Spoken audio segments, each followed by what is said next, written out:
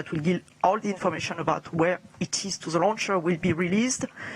And at H0, the 7-second sequence to ignite the Vulcan engine of the main stage will start.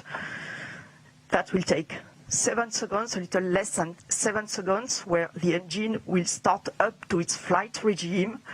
Once the computer has checked that the Vulcan engine is running normally, and you will see at that point a flame going stable at the outlet of the nozzle.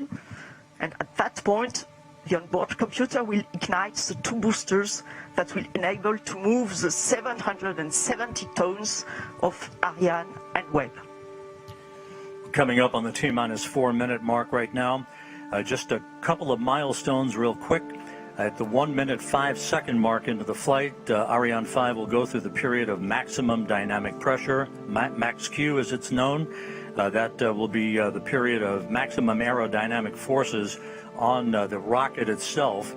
The solid rocket boosters, which will provide about 90% of the initial thrust off the launch pad, will shut down and separate at the 2 minute 21 second mark into the flight, followed 1 minute and 5 seconds after that by fairing jettison. That will expose the James Webb Space Telescope to the environment of flight for the first time. The main stage separation, or the first stage separation, comes at the T-minus at the 8 minute 47 second mark into the flight, and that will be about a 16-minute burn of that upper stage engine. It will cut off at about 24 minutes 51 seconds into the flight, and then we'll go into a coast phase of about 2.5 minutes to allow any oscillations to dampen out, provide the most pristine environment for the James Webb Telescope before observatory separation. We're coming up on the 2 minute 50 second mark into the flight. Again, you're going to be hearing critical calls down the stretch here from the DDO, or the Range Operations Manager, Jean-Luc Voyer. The weather is go. We have a green board, no issues being worked.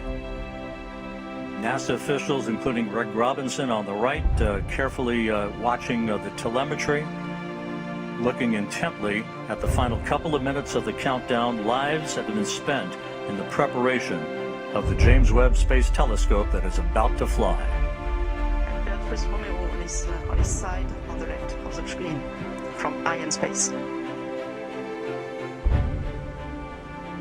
And that is the DDO, the Range Operations Manager, Jean-Luc Voyer, as we have hit the 2 minute mark in the countdown.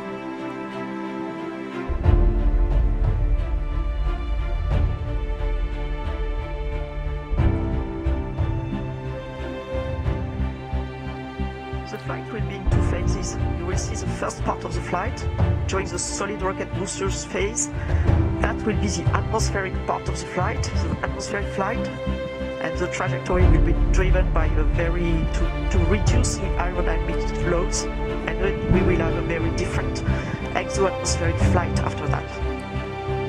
And you were watching a number of people, VIPs and invited guests, moving out to the observation platform that is right next to the Jupiter Control Center, as we stand by for the 1 minute call from Jean-Luc Voyer. À tous les vidéos, attention pour moins 1 minute.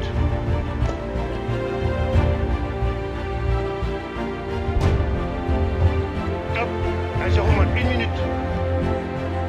Thumbs up from Jean-Luc Voyer. All systems are go. We're inside a minute now. T-minus 50 seconds and counting. As you heard earlier, the Vulcan 2 engine will ignite. Turbo pumps will come up to flight speed for 7 seconds, and the command will be issued to ignite the solid rocket boosters. The James Webb Space Telescope will be on its way.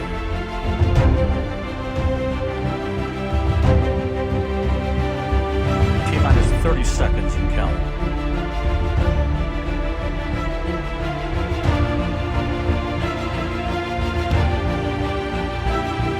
By for terminal count. À tous les vidéos, attention pour les décomptes finales. 10, 9, 8, 7, 6, 5, 4, 3, 2, unité, top.